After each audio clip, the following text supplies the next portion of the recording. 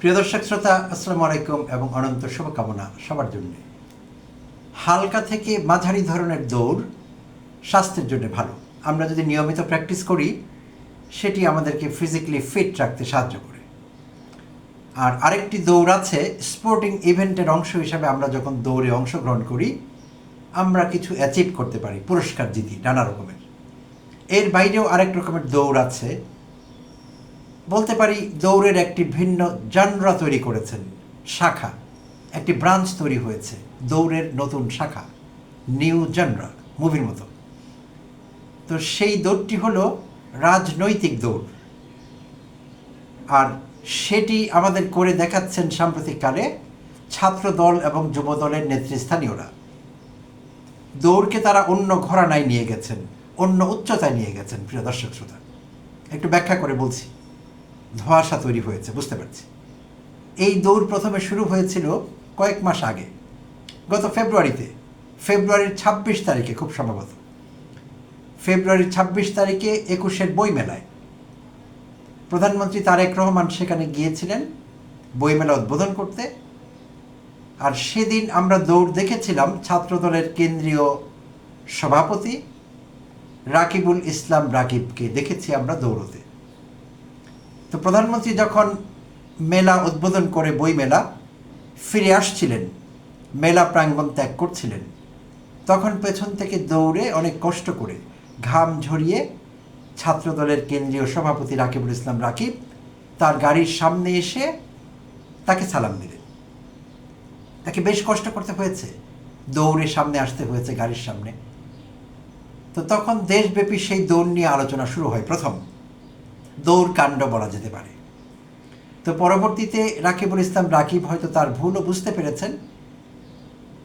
বিভিন্ন সময় তিনি বলেছেন যে এটি তিনি না করলেও পারতেন, কিছু মনে করে করেননি, ইনোসেন্টলি করেছেন, আর এটি না করলেও হতো, কারণ তিনি প্রধানমন্ত্রীর সঙ্গে সেখানে অনেকটা সময় একান্তে কাটিয়েও ছিলেন মেলার অভ্যন্তরে। তো তিনি চলে যাওয়ার সময় এরকম দৌড়ে এসে সামনে সালাম দেওয়া একটু দৃষ্টিকটু লাগছিল অনেকের চোখেই। তো সেজন্য তিনি বলছিলেন, তিনিও তার ভুলটি বুঝতে পেরেছিলেন। তিনি মন্তব্য করেছিলেন যে এটি না করলেও আমি পারতাম। হ্যাঁ, সত্যি কথা, রাকিব সেটি না করলেও পারতেন, এবং না করলেই বোধহয় সবচেয়ে ভালো হতো। যাক, ভুল তো হয়েই যায়, আমাদের সবার ভুল হয় কোনো না কোনো দিক থেকে। তো ভেবেছিলাম রাকিবের কাছ থেকে হয়তো অন্যেরা শিক্ষা নেবেন, এরকম ম্যারাথন দৌড় তারা আর কেউ দেবেন না। কিন্তু খুব বেশি দিন দেরি হয়নি, সম্প্রতি আমরা আরেকটি দৌড় উপভোগ করলাম।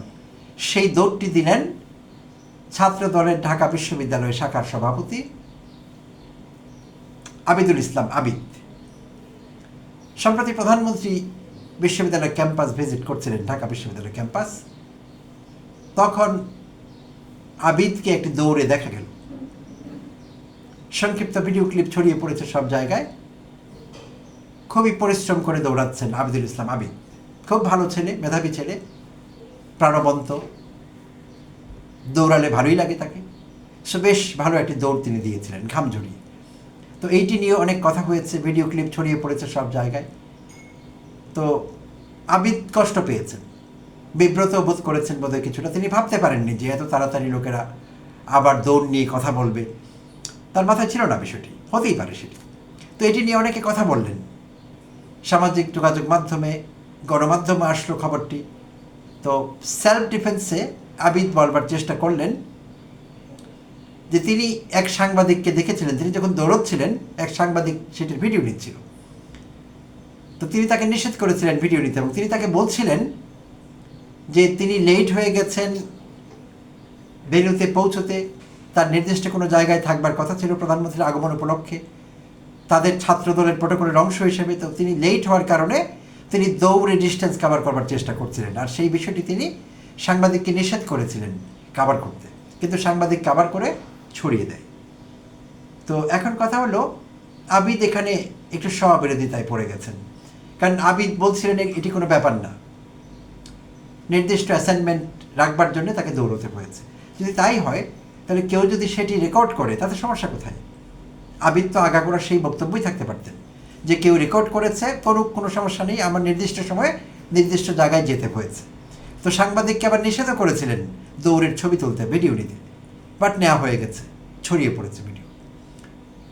তো যাই হোক, তো জানা গেছে যে আবিদকে ছোট করবার জন্য আরও কোনো মহল সেইটি আর্টিফিশিয়াল ইন্টেলিজেন্স ব্যবহার করে আরও বাড়িয়ে টাড়িয়ে ছড়িয়ে দিয়েছে, এমন কথাও শোনা গেছে।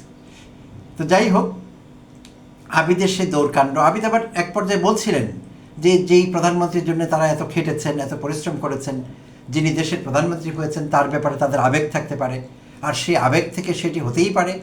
হ্যাঁ, এটিও গ্রহণযোগ্য। তাই আবিদের আর ওই বিষয়টি ওইভাবে কাভার না করলেও চলবে বা চলতো, যে লেট হয়ে গেছি ভেনিউ কাভার করবার জন্য, ডিস্টেন্স কাভার করবার জন্য জোরে দৌড় লাগিয়েছিলাম সময় মতো জায়গায় পৌঁছতে, সেটি আর দরকার ছিল না। এই কথাই থাকা যেত যে প্রধানমন্ত্রীর প্রতি, নেতার প্রতি ভালোবাসার কারণে দৌড় দিয়েছি, সেটিও ঠিক আছে। নেতার প্রতি ভালোবাসা কর্মীদের তো থাকবেই, তো সেটি প্রকাশিত হলে তেমন কোনো সমস্যা না বিষয়টি হয়তো, যদিও সেখানে অনেক লোক সেখানেও সমস্যা দেখছেন। কেন সে কথায় আসছে একটু পরে। তো প্রিয় দর্শক শ্রোতা, এগুলো তো পেছনের কথা, সব পুরনো কথা। আবিদের দৌড়, অনেকে আবার আজকাল বলছেন আবি দৌড়। লোকের ক্রিয়েটিভিটি দেখে আমি অবাক হই। তারা আবিদের নামটি পাল্টে ফেলেছেন। তারা সরেয়া বরস্বইকার দ ঔকার ডয় বিন্দু র দিয়ে আবি দৌড় বলছেন, আবিদুল ইসলামকে আবি দৌড় বানিয়ে ফেলেছেন। সামাজিক যোগাযোগ মাধ্যমে এরকম অনেককে ব্যবহার করতে দেখা যাচ্ছে তার নামটি। আমি এর পক্ষে না, কারণ নাম বিকৃতি আসলে প্রয়োজন নেই অকারণে। তাছাড়া আবিদের মতো মেধাবী ছিলেন, তার নামটি কেন বিকৃত করতে হবে? বাট অনেকে করে ফেলেছে সেটি। এনিওয়ে, তো সেটি খুব অশ্লীল কিছু হয়নি, মজা করে করেছে হয়তো, এরকম বলা যেতে পারে। এনিওয়ে, তো সেই পুরনো দৌড় নিয়ে আমি এখন নতুন করে কথা বলছি কেন? প্রিয় দর্শক শ্রোতা, যেটি বলছিলাম, আমরা ভুলে যেতে চাইলেও তারা আমাদের ভুলতে দিচ্ছেন না। বারবার ঘুরে ফিরে দৌড়কাণ্ড কিংবা তাদের কেউ দৌড়কাণ্ডে জড়িয়ে যাচ্ছে। তো গতকাল ছিল শনিবার 16 মে। প্রধানমন্ত্রী তারেক রহমান যাচ্ছিলেন আমার নেটিভ ডিস্ট্রিক্ট, আমার নিজ জেলা চাঁদপুরে। তো সকাল 8:45টায় তিনি তার গুলশানের বাসভবন থেকে রওনা হয়েছেন যথারীতি। কাকরাইল মোড় হয়ে যাচ্ছিলেন, আর কাকরাইল মোড়ে পৌঁছবার পর দৌড়ে এসে, দেখবার মতো দৌড়ে এসে গাড়ির সামনে এসে স্যালুট দিলেন এবং স্লোগান দিলেন প্রধানমন্ত্রীর উদ্দেশ্যে। সেইটি হলেন রবিউল ইসলাম নয়ন। তিনি একজন যুবদল নেতা, রবিউল ইসলাম নয়ন। তো বেশ চমৎকার কিছু ছবি ছড়িয়ে পড়েছে সব জায়গায়, ছবি, ভিডিও ক্লিপ। তো ভালো, এগুলো বেশ ভালো কাভারেজ পাওয়া যায় ফ্রিতে। রবিউল ইসলাম নয়নকে নিয়ে হয়তো অনেকে কথা বলতেন না, এখন অনেকেই কথা বলছেন, যেমন আমি কথা বলছি এখন এই মুহূর্তে। আমার এই এপিসোড যারা দেখবেন তারা কথা বলবেন, তো তার একটি ভালো কাভারেজ হয়ে যাবে ফ্রিতে, খারাপ না আইডিয়া। তো রবিউল ইসলাম নয়ন গাড়ির সামনে এসে স্যালুট এবং স্লোগান, প্রধানমন্ত্রীকে খুশি করবার জন্য। তো নতুন করে আবার দৌড়কাণ্ড সামনে চলে আসলো। তো এই পর্যন্ত 3 জন নেতৃস্থানীয় দৌড় দিয়ে বিখ্যাত হলেন।